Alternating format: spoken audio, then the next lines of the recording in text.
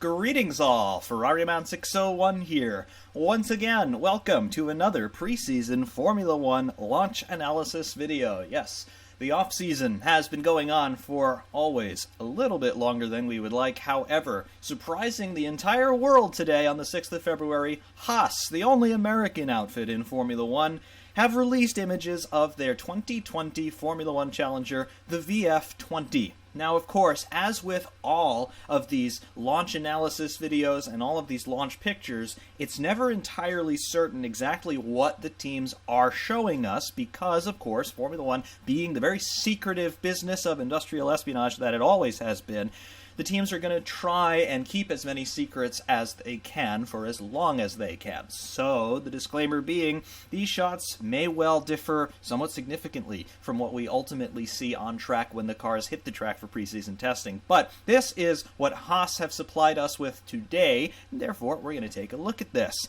Immediately on this shot, the first thing that becomes readily apparent is the livery, of course. Haas now, finally, are permanently divorced from their former title sponsor, who here shall remain nameless because they're a Ponzi scheme, but this means that they have reverted to basically what their original 2016, their debut season livery was, and, of course, I think we all very much liked that livery, and of course it's how we came to know Haas as a constructor. We've got white and black with just some shoots of red as well for dramatic effect. And I must say, I really do prefer that, and I wish that Haas would have stuck with this livery always. It does look very, very nice despite its simplicity, and hopefully they stick with this livery or a very slight variation thereof forevermore.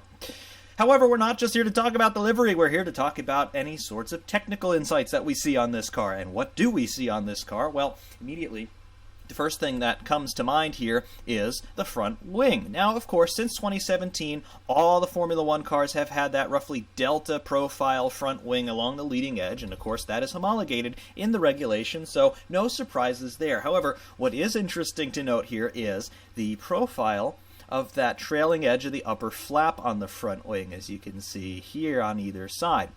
In 2019, we all were a little bit stunned by the launch of the Alfa Romeo, the C38 Alpha of 2019. When we saw the shots of that front wing, we were all a little bit perplexed at that trailing edge profile of that upper flap, because the upper flap just sort of came across as you would expect, and then it went through a little twist as we had a little bit of a diminishing curve, almost in retrograde, if you will, as we moved from inboard to outboard relative to the end fence of the wing there. It appears that Haas, following their sister company Ferrari, and basically their technical supplier Ferrari, and of course in their relationship with Alfa Romeo as well, being a branch of the same Fiat group, they have adopted a similar philosophy with the design of their 2020 front wing. We did see Haas running a wing similar to this in Abu Dhabi of 2019. We also saw them testing a wing similar to this in post-season testing at Abu Dhabi last year. However, here on the launch spec VF-20, at very least, we do see that overall same philosophy of front wing design on the car. So, again, I don't really expect that there are going to be too many variations in the design of the car from 2019 to 2020 within the same team. So in other words, I don't expect there to be a whole lot of evolution with most, if not all, of the cars for 2020, given the stability of the regulations. We really don't have too many big changes in the technical rules this year, especially in the context of 2021, where the cars will be fundamentally different, a completely different aero philosophy coming into play for 2021. Therefore, given the stability of the rules and given the fact that we're going to have such a radical departure next year, I don't really expect that we're going to see too many groundbreaking things from most, if not all, of the teams for 2020. This still really being a little bit of a placeholder year design-wise, given the amount of investment that they're already having to make in 2021. However, that front wing design, again, we saw that in 2019 on the Alfa Romeo and later the Ferrari. We're going to see that again on the Haas, and I fully expect the Alfa and the Ferrari, at very least, to adopt something similar once again for 2020. In addition to that, we can also see the nose on this car. Of course, Haas going for a thumbnail nose, as we can see, but on either side of that thumbnail, we have these two little nostril sections, if you like. And this is something that we started to see on the Ferraris, actually, starting all the way back now in 2016. Can you believe that? That was 4 years ago now. It's crazy. However, Why would you do something like that? Is it just because they're getting technical data from their sister company? No, it's not, even though they are, of course. The overall rationale of those nostril sections is mainly to get air funneled underneath the center section of the car immediately as the car's running into the next mass of air that it encounters, and you want to start to entrain that air through the under tray so that you can start to split it in the overall directions in which you need it to go in order to start feeding the diffuser all the way here at the back of the car. So again, just as we've been seeing in the overall design trends for the last 3 years, as the car is coming into contact with the air, we're immediately starting to think about where we ultimately want it to end up, 8 meters back toward the rear section of the car there, because, of course, the more air you can funnel into that rear zone, the more downforce you can make, and theoretically, the better performance you're going to get. So, again, these Formula One cars there, of course, they're designed to do one thing and one thing only, which is to go fast around a closed circuit, but the ways in which they do that are pretty innovative and very forward-thinking, pun intended here, talking about the front end of the car. A few other things we can notice on this shot. We do see the suspension configuration on the Haas. We have wishbone, and push rod coming up through there. So double wishbone, push rod front suspension on this car. This is par for the course basically since 2013, I want to say. Ferrari themselves were experimenting with pull rod front ends in the early part of the 2010s decade. However, since 2014, everybody has pretty much come into the convention of double wishbone push rod front end suspension on these cars. It just seems to be the best way to do it, and we've seen this without any variation from any of the teams since 2015, there or thereabouts, I want to say. In addition to that, we also see these turning vanes along the flanks of the side pod there. Again, these are not part of the side pod proper, they're just little extensions thereof. And the overall philosophy there, as the air comes in through the midsection of the car, we want to entrain it and basically trap it inboard here so it's not spilling out into the atmosphere there. We still want to do more things with the airflow. So these little turning vanes just help to keep the air entrained around the flanks of the car so that after it's passed through that front end of the car and gone through this rough trajectory, it is now going to link up with those side pod extensions, little turning vanes, and then start to entrain itself to the rear zone and feed the top side of the diffuser, which of course is going to go a long way in creating some rear downforce for us. And these cars, of course, very sensitive in the rear zone in terms of downforce generation, and the type of flow that they are getting needs to be smooth and it needs to be consistent. So those turning vanes go in a little ways to ensure all of that. The other thing that's going on here, take a look at the wing mirrors on this car. Here they are, in case you're having a little trouble pointing them out there. Notice anything weird about them? Yeah, they've got this little red streak across, which is, from our angle, the front of them. Not entirely sure what's going on here, and I'm not entirely sure if that's even really what's on the car. Remember how Ferrari in 2018, I want to say it was, how they were using those mirror fairings as aerodynamic devices. Not just in terms of trying to steer the air around. They were actually taking air inside the mirror fairings and then splitting it therein and sending it toward the upper side of the side pods. They had these little ducts, these little inlets, roughly in this area of the side pod on the SF-71 as well as on the SF-90. And they used the mirror fairings quite obviously to funnel air in toward that section of the car.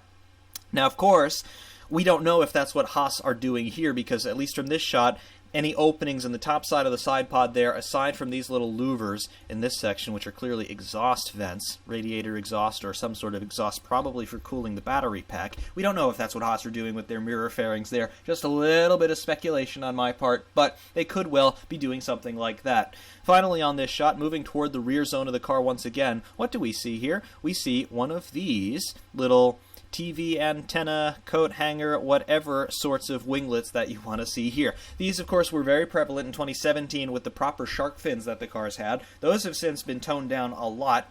However, we still do have sort of vestigial shark fins on these Formula One cars nowadays, and I've got to say, I like it.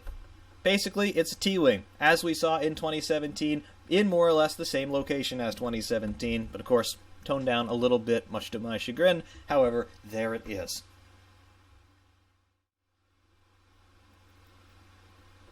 And on this next shot, we have got a left side profile view of the VF-20. Not too many things are apparent on this shot. The first thing that is readily apparent, though, is the amount of rake that we have on this car. Here is the bottom of the tongue or T-tray area. We'll draw a line there from the bottom. And at the rear section of the reference plane there, take a look there, and you can see just how much difference there is in ride height across the car from front to rear.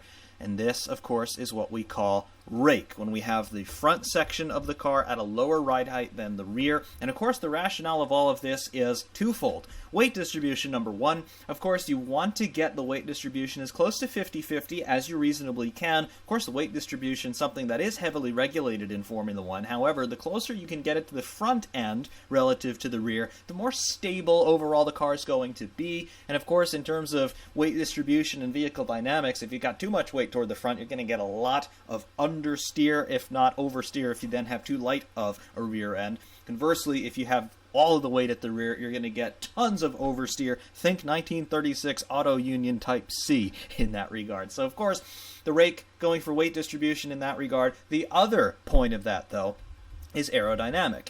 Yes, the more efficient a flow is, ideally, you would like to see everything as close to the ground as possible, because as you funnel air through a narrow slot gap, its pressure is, of course, going to decrease as the speed increases relative to an adjacent surface. We've got the Venturi effect going on here. So, by forcing the air through that slot gap, initially we get a lot of high pressure here as all of this massive air is backed up. However, as the air starts to spill through, its speed increases, meaning that the pressure exerted on the adjacent surface drops, just like an airplane wing inverted. And then, as it expands in this space underneath the car, the flow slows down.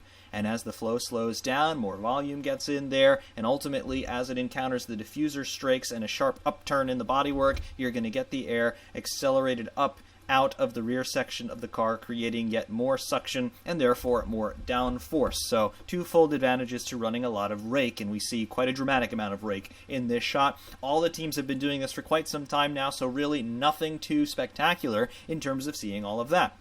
Additionally on this shot, and it's a little bit difficult to divine some of the details here because it's black on black, but we do have some rather substantial barge boards here, and again, we would be expecting to see that on all of the cars, and this is a design trend that's been going on really since 2016, before the big raft of aero changes for 17, at which point they really took off with them, but rather large barge boards in this section of the car, and then of course we have got our not primary barge boards, but these preliminary barge boards coming down roughly in these strake patterns, these vertical striations coming across. Let's try and illustrate them. There's at least 1, 2, 3 of them that I can divine there. Maybe a fourth in this area, but again, because of the black on black contrast, it's a little bit difficult to discern, but obviously here we've got our principal barge board structure running in this section. Also on this shot, we can see, roughly at least, the geometries of the turning vanes here. It appears that they extend down to this point, and then obviously we get into the white section, so it's easier to divine, and they go up toward those mirror fairings that we mentioned earlier. Here is what appears to be the trailing edge of that turning vane here on the side pod inlet, roughly for that profile there. Very reminiscent of what we've been seeing Ferrari run for the last couple of years, with the exception that Ferrari and Mercedes have also run these horizontal striations in their turning vanes in this section of the car. Not seeing that at least in launch spec on the Haas, but definitely an area to look for in preseason testing. Additionally here, we can see we have got the cockpit surround in the areas where we'd expect it to see. Really, the geometry and the size of the cockpit surround going back to 2008, believe it or not, in terms of raising the sides of the cockpit a little bit just to give the drivers a little bit more lateral protection. That goes back to the 2007 Australian Grand Prix, believe it or not, where there was a big accident involving Alex Wurz and I believe it was Takuma Sato. Somebody mounted the Williams of Alex Wurz and came across the side of the cockpit. It was rather perilous, and the cockpit sides were raised in response to that for 2008, and they remain forevermore. They've gotten a little bit higher in more recent years with the introduction of Halo for 2018, so you can see that geometry there, and of course we come down the front section of Halo with that center stay. It's now become a staple in Formula One, and it is what it is. Also on this shot, you can see here this open section. It's not just a brighter section of bodywork. That little highlight in this section here, that is actually an open section of bodywork underneath the air snorkel here, and then flanked by these little struts underneath the snorkel, comprising some of the roll structure rigidity of the car. Obviously, the principal roll structure is the snorkel itself, but that open section there, that is a lift point, so that should the car need to be physically lifted up as it's on track, if it stops on track and they need to get the car out of harm's way, they will be lifting the car through this little eyelet here with a crane and then taking it out to wherever it needs to go. Very cool. Speaking of the roll structure and snorkel area on the car, here you can see the profile of the white section of bodywork coming down very, very gradually in that very nice open curve shape. However, dominating this section of bodywork is the shark fin. The shark fin appears to be a little bit bigger this year than we saw in 2019, and also the overall geometry of this, with the bodywork initially curving down and then immediately jutting up to meet up with the profile of the shark fin, very reminiscent of the Ferrari SF90 from 2019. Again, that technical collaboration with Ferrari and Haas, definitely we are showing some Ferrari DNA in the design of this car. Also, coming into the equation here, we have revised regulations which are dictating that the driver numbers are a little bit more conspicuous on the bodywork. So the shark fins there, perhaps they're getting a little bit bigger just to give the graphics people a little bit more space to work with regard to putting the driver numbers someplace conspicuous on the car. And obviously we have Kevin Magnussen's number 20 here, very conspicuously displayed on the flanks of that shark fin there, going toward the rear wing. Very nice there. You're certainly going to know which car you're looking at least from this view. Livery-wise, very quiet. We do see the very conspicuous Haas branding on the side pod there, as you would expect, but not too many other sponsors. Obviously, very conspicuous Peak sponsorship that we've been seeing on them for a little bit of time there, but the rest of it, we've got Ricard Mille here, and then it's all Haas stuff. It's all Haas companies for the most part. So, again, very cool. What I will point out, though, and it's a little bit intriguing, is this patterning here in the shark fin with the graphics. We've got these alternating black and gray stripes, and then they interrupt each other here. I'm not entirely sure what they're doing with all of that, but this pattern is something that we've seen in F1 before. Namely, think of last year, most recently on the Red Bull RB15, where they debuted that car in launch spec in dazzle camouflage. You're seeing exactly that same sort of graphical interference pattern going on the shark fin. I don't know entirely why they have done that. The rationale of a camouflage pattern like that is to try and break up the visual profile of a surface so that it becomes a little bit more difficult to determine its exact dimensions and its exact geometry. So if Haas are intending to do something a little bit suspect with that shark fin design, they're hiding it very well right now with that camouflage. And of course, if you really want to go into the history of trying to break up a visible surface like that, look at World War I and ships that had been used in the war effort in World War I. They were painted in liveries just like that for exactly that reason, trying to disguise their apparent size, distance, and heading. So, again, some little bits of trickery going on there with the Haas cars. On the reference plane here, we talked about the relative angle of rake here. Is there anything else that we can determine? Not quite. We do have little winglet areas going on in these areas of the reference plane. It's a little bit hard to determine from this shot, and of course here we start to get into the diffuser. But there's definitely some activity going on. These are not the largest or highest resolution shots in the world, but something is definitely evident there going on with the reference plane profile there. As we've seen for years at this point, I remember looking at the 2017 cars and seeing upturned sections of reference plane here, and not entirely sure if we can determine if that's what Haas have done. It appears so. This profile here, looking at the reference plane. So, yes, Again, par for the course with the designs that we've been seeing since 2017, with just some small refinements, as we would expect now that we have a very mature set of aerodynamic regulations, and again, for the last time in this basically iteration of the aero rules, as 2021 is going to be a radical departure therefrom. And on this next shot, taking a look at the car on a slight angle here, roughly a front quarter view. Here is that front wing.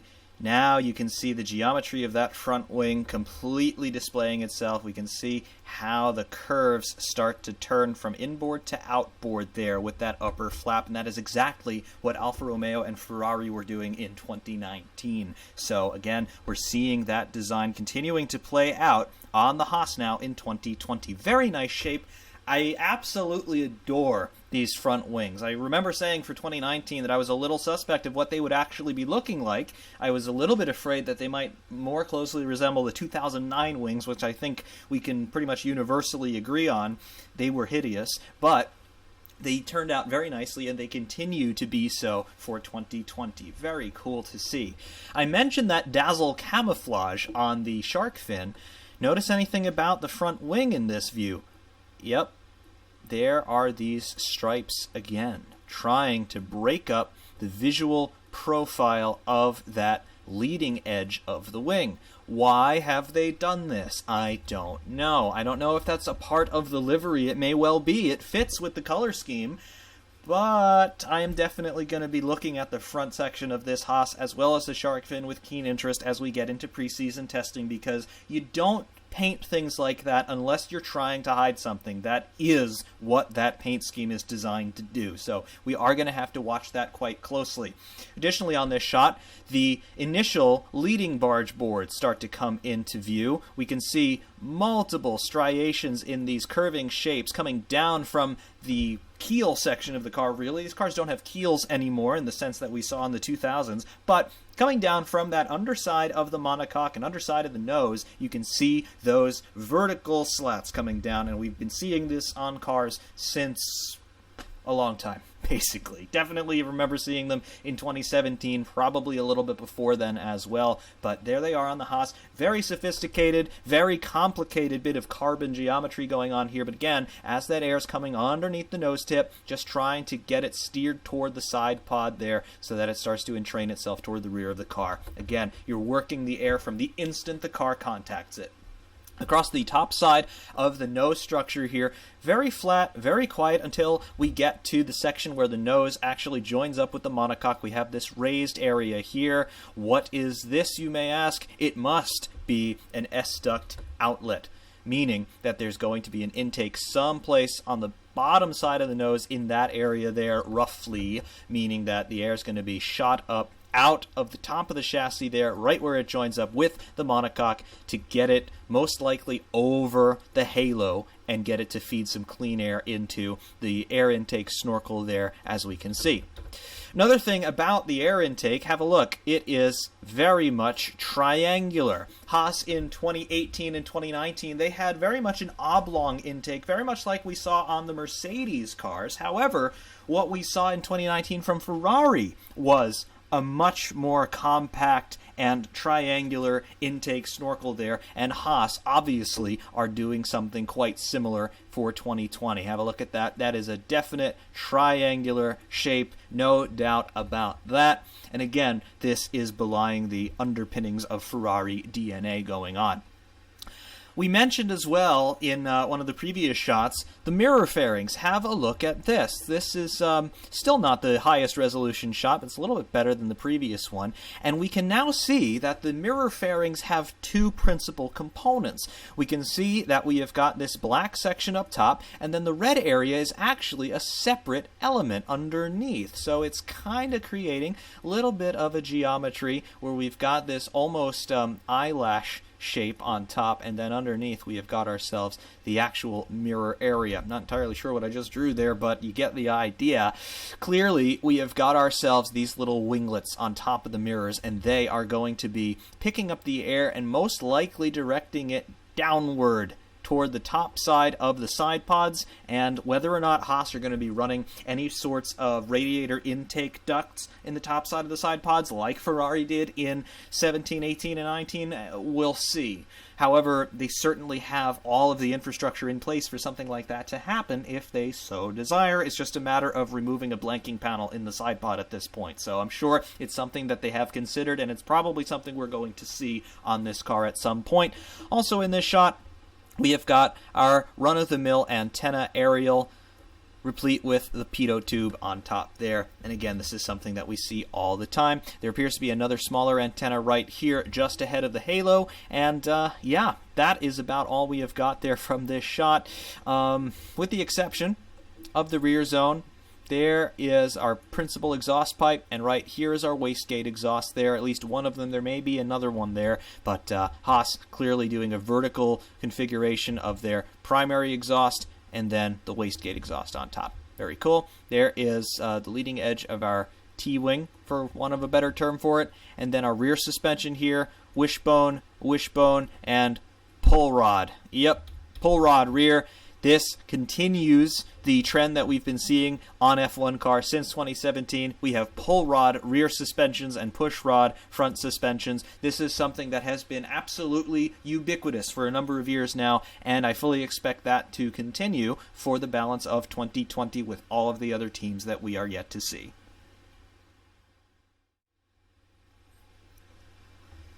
And our final shot of the VF-20 here from a rear three-quarter view. Not all that much more that we can discern from this shot relative to the others that we have seen, but we can see the leading edge of the floor here. We have got these two little striations in that section there. Again, this is something we've been seeing on the car since about 2017. We've got the rear trailing side of the turning vane there, and then of course we have got our side pod geometry. Very, very cleanly cut and very narrowly cut there, going from the inlet to the principal structure of the side pod.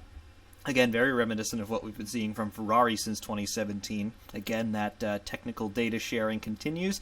And, of course, we have got the reference plane visible with the little upturn that we talked about going toward the front section of the floor. Par for the course in terms of Formula One design. The rear wing here, this is another little bit of a departure from the Haas of 2019. We've got ourselves the end fence geometry there, which is, again, basically homologated in the regulations since 2017 with that swept back profile. However, what we can see here is a little bit of a departure from what Haas have done in previous years. Of course, we still have these vertical strakes coming down from the end fence proper there, going down toward the floor. However, we have also got these little horizontal gills now cut into the end fence there. These were vertical on the 2019 Haas. For 2020, they are now horizontal and a little bit wider and a little bit larger all around, it would appear.